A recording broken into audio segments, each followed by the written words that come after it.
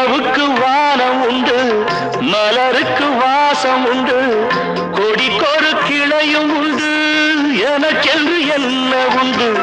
நிலவுக்கு வானம் உண்டு, மலருக்கு வாசம் உண்டு, கொடிக்கொரு கிளையும் உண்டு, எனக்கென்று என்ன உண்டு?